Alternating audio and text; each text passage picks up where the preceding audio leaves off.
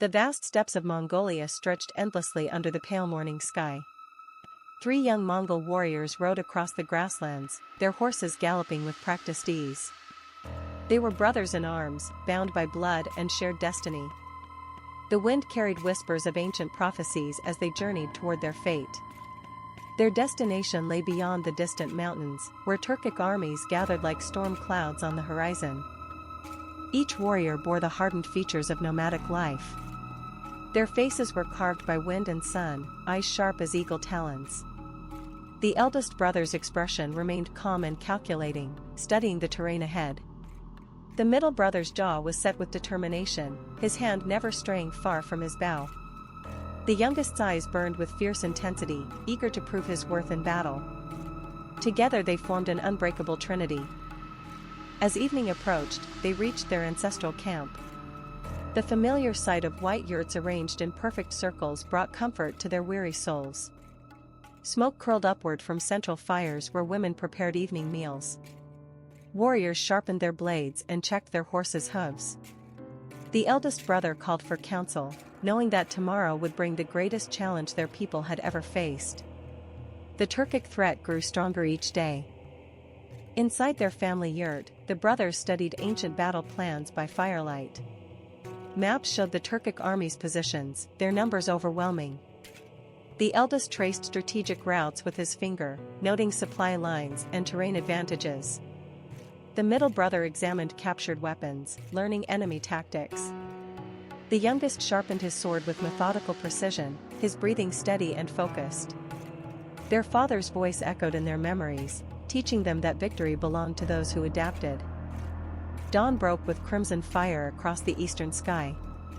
The brothers prepared for departure, checking each strap and buckle with practiced efficiency. Their horses, bred for endurance and speed, stamped impatiently. The eldest mounted first, his movements fluid and graceful. The middle brother followed, adjusting his quiver of arrows. The youngest leaped onto his steed with youthful exuberance, earning a stern glance from his elder. Today they would face an army 10 times their number. The small Mongol force assembled on the plain, their formation precise and deadly. 300 warriors sat astride their horses, weapons ready and spirits unshaken. The eldest brother rode at the center, his banner marking the command position. The middle brother commanded the left flank, his archers arrayed behind him. The youngest led the right wing, his most aggressive fighters following his lead. They were outnumbered, but their tactics were superior. Each warrior understood their role in the coming battle. The formation was not random but carefully planned for maximum effectiveness. Archers positioned themselves behind the front line, ready to unleash deadly volleys. Lancers formed the primary assault force, their spears gleaming in the morning light. The brothers had trained their people well, drilling them in maneuvers that would seem impossible to less disciplined armies. Every man knew his place and his duty. Far across the valley, the Turkic army made camp beneath silk pavilions. Their numbers seemed endless, banners of every color fluttering in the evening breeze. Armored commanders rode between the tents, inspecting their vast force. Cooks prepared meals for thousands while blacksmiths tended weapons.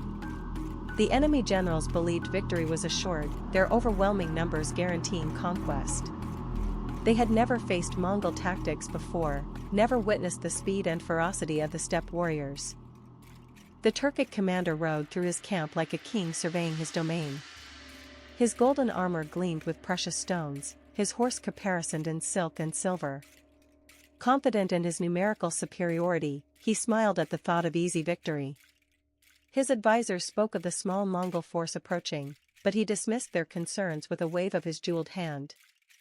How could 300 nomads possibly challenge his mighty army of 3,000 seasoned warriors? Around the council fire, the brothers finalized their strategy.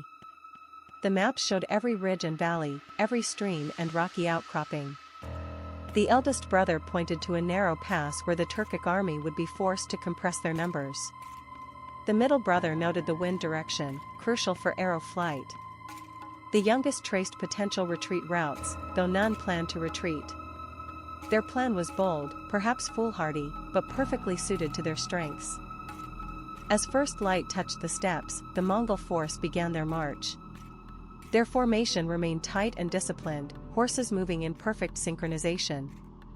Morning mist clung to the grasslands, obscuring their approach from distant enemies.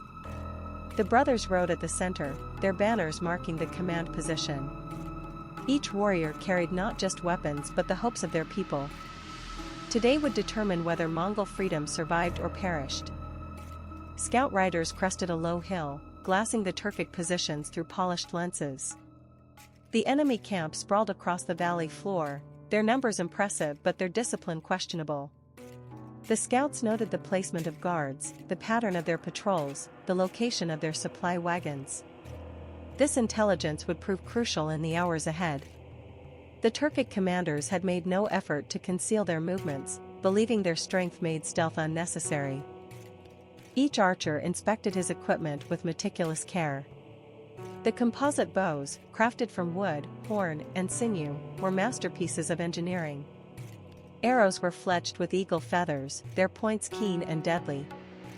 Quivers were checked and rechecked, ensuring every shaft was properly seated. These weapons had been their ancestors' companions for generations, proven reliable in countless battles. The warriors understood that precision would matter more than quantity in the coming engagement. The Mongol force advanced toward the Turkic positions, maintaining their tight formation despite the growing tension. Dust clouds rose from countless hooves, obscuring their exact numbers from enemy scouts. The brothers rode confidently, their battle plan unfolding in their minds. They would strike where the enemy least expected, using speed and maneuverability to negate numerical disadvantage. The Turkic army waited in their camp, confident in their overwhelming superiority.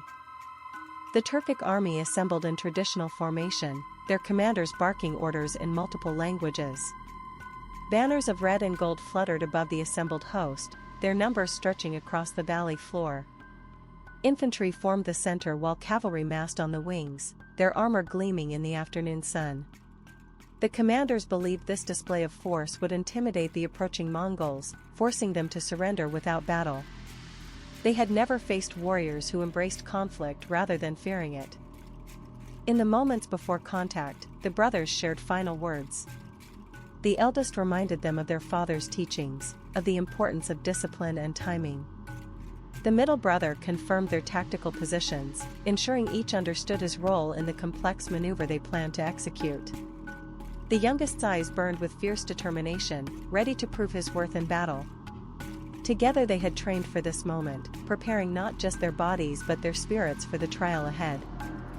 The warriors' faces reflected years of training and countless battles.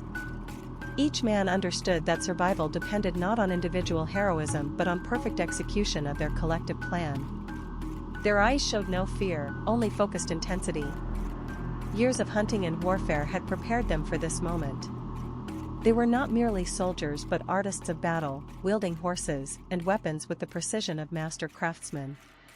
The Turkic army would learn the difference between numbers and skill. The two forces faced each other across the valley floor, the disparity in numbers stark and undeniable. 300 Mongol warriors sat motionless on their horses, their formation tight and disciplined. 3,000 Turkic soldiers arrayed themselves in traditional battle order, their commanders expecting an easy victory. The silence stretched between the armies, broken only by the whisper of wind through grass. Neither side moved, each waiting for the other to make the first move. The Turkic commander raised his golden sword high, the signal for his army to advance. His confidence was absolute, believing that superior numbers would crush any resistance. His voice boomed across the valley, ordering his warriors forward. Behind him, 3,000 soldiers began their advance, their armor gleaming and banners flying. They expected to overwhelm the small Mongol force in minutes, perhaps forcing them to flee without offering battle. Their arrogance would prove their undoing. The Turkic army began their charge, their numbers seeming to fill the entire valley floor. Cavalry thundered forward with lances couched, infantry marched in tight formation with shields locked. Dust clouds rose from their passage, obscuring their exact positions but not their overwhelming strength. The commanders believed victory was assured, that their disciplined advance would break any resistance. They had never faced warriors who turned apparent weakness into tactical advantage. The brothers watched the Turkic advance with calm calculation. They had planned for this moment, trained for this exact scenario. The enemy's confidence was evident in their formation, their belief in numerical superiority clear in their commanders' expressions. But the Mongol brothers understood that terrain and tactics mattered more than raw numbers. As the Turkic force compressed into the narrow valley, their advantage would begin to disappear. The trap was about to spring. The Turkic army advanced into the narrow valley pass, their formations compressing as the walls closed around them. What had seemed like an overwhelming force was now squeezed into a confined space where only small numbers could fight effectively at any given point. The steep walls prevented them from deploying their full strength, their numerical advantage becoming a liability. The Mongol brothers watched from the heights, knowing their trap was working perfectly. Mongol archers took position on the hilltops overlooking the valley, their movements silent and efficient. Each warrior found cover among rocks and scrub vegetation, positioning themselves for maximum effectiveness. Their composite bows were perfectly suited for this terrain, their arrows capable of reaching the enemy formation below. The brothers had planned this moment carefully, knowing that elevation and precision would overcome numerical disadvantage. The Turkic army was about to discover the deadly accuracy of steppe archers. Each archer drew his bow with practiced precision, the familiar weight and balance perfectly matched to his strength. The composite bow flexed smoothly, its layers of wood, horn, and sinew working in perfect harmony. The arrow was nocked with care, its flight feathers aligned for maximum accuracy. The archer's breathing slowed, his focus absolute. Years of hunting had taught him to find the exact moment when target and weapon aligned perfectly.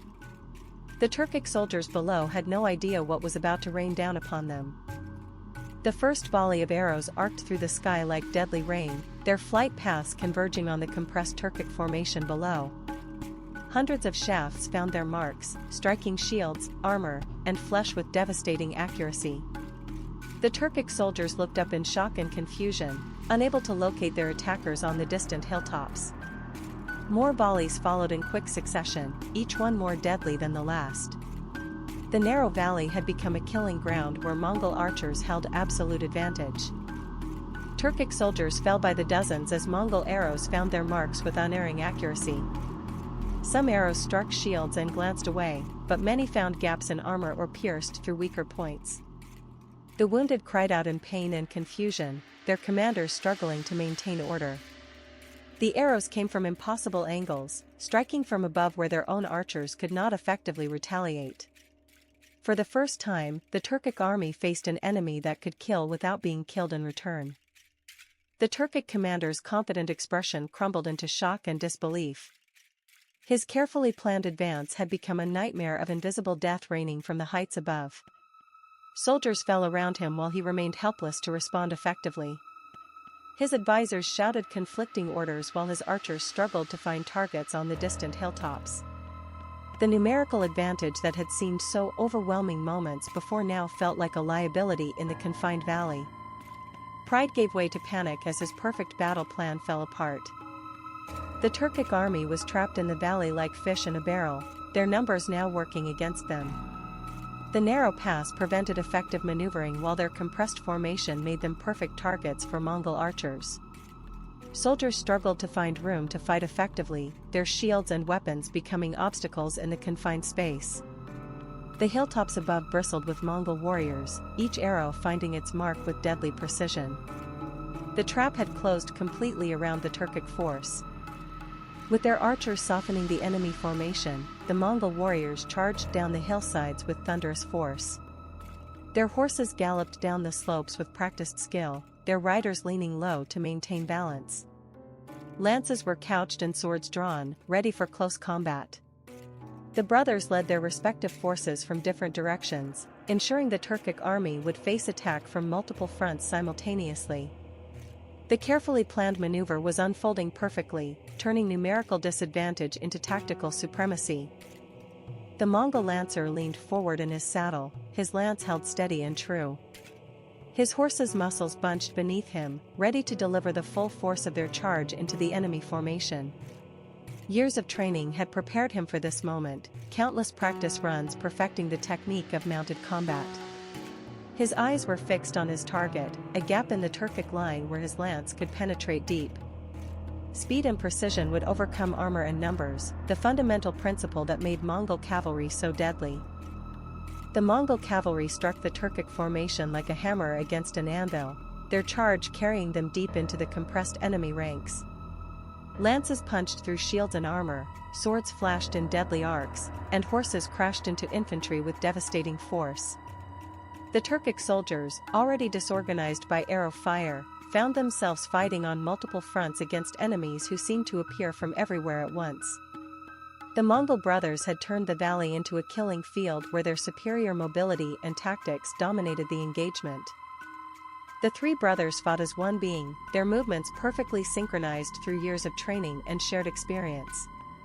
The eldest brother's sword work was precise and economical, each strike finding its mark with deadly accuracy. The middle brother's arrows flew from his bow like streaks of lightning, striking enemies at impossible ranges. The youngest brother's ferocity was matched by his tactical awareness, leading charges while protecting his flanks. Together they formed an unstoppable force that carved through the Turkic formation like a blade through silk. Turkic soldiers fought with growing desperation as the Mongol assault intensified. Their commanders' voices were lost in the chaos of battle, their carefully planned formations shattered by the relentless attack. Arrows continued to rain from above while Mongol cavalry struck from unexpected angles, their movements fluid and unpredictable. Many soldiers threw down their weapons and fled, only to be cut down by pursuing Mongol riders. The confidence that had characterized their advance was replaced by terror as they realized they were caught in an expertly crafted trap. From above, the battle resembled a dance of death choreographed by master tacticians. Mongol warriors moved with fluid precision, surrounding pockets of Turkic resistance and eliminating them systematically. The valley floor was littered with fallen soldiers and abandoned weapons, the once proud Turkic army reduced to scattered groups fighting for survival. The brothers maintained perfect coordination despite the chaos, their forces operating like a single organism with multiple limbs. The trap had worked perfectly, turning overwhelming numbers into a liability. The Turkic commander fought desperately to rally his remaining forces, his golden armor now spattered with the blood of his own soldiers. His voice boomed across the battlefield, calling for his warriors to stand firm and fight with honor. But his words fell on deaf ears as soldiers continued to flee in panic, their confidence shattered by the relentless Mongol assault. His sword flashed in wide arcs, cutting down retreating soldiers in a futile attempt to maintain discipline. The trap had worked too well, breaking the enemy's spirit along with their formations. The Turkic army broke and ran, their carefully planned advance ending in complete rout. Soldiers threw away their weapons and shields, fleeing for their lives across the valley floor and up the surrounding hillsides. Mongol warriors pursued with relentless efficiency, their arrows finding fleeing targets with deadly accuracy. The brothers directed their forces with calm precision, ensuring no pockets of resistance remained while preventing the enemy from regrouping. What had begun as a demonstration of Turkic superiority had become a complete tactical disaster. The Mongol warrior pursued his fleeing target with methodical precision, his horse's hooves thundering across the valley floor. His bow was ready, an arrow nocked and drawn, waiting for the perfect moment to loose. The fleeing Turkic soldier glanced back in terror, his elaborate armor now a burden that slowed his escape. Years of steppe hunting had taught the Mongol warrior to be patient, to wait for the exact moment when his arrow would find its mark. Distance and speed mattered less than accuracy and timing. The brothers surveyed the battlefield with the satisfaction of a task completed perfectly. The valley floor was littered with the evidence of their tactical superiority, the once proud Turkic army reduced to scattered survivors fleeing for their lives. Their father's teachings had proven true, their years of training had paid dividends, and their trust in each other had been vindicated. The eldest brother nodded approval at the execution of their plan, the middle brother counted their losses, and the youngest brother grinned with the fierce joy of victory earned through skill rather than numbers. As the sun began to set, the valley floor told the story of tactical brilliance overcoming numerical superiority. Hundreds of Turkic soldiers lay fallen, their weapons scattered and their banners trampled underhoof. Mongol warriors moved methodically among the dead and wounded, collecting weapons, armor, and horses that would strengthen their own forces. The brothers oversaw the operation with practiced efficiency, ensuring their victory was complete and their people would benefit from the spoils of war.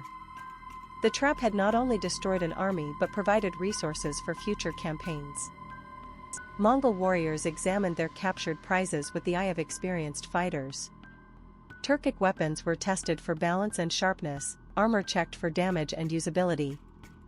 Horses were evaluated for strength and temperament, their training assessed for potential integration into Mongol cavalry units. Every item had value, every resource would be put to use strengthening their people. The brothers had not merely won a battle but acquired the tools to ensure future victories.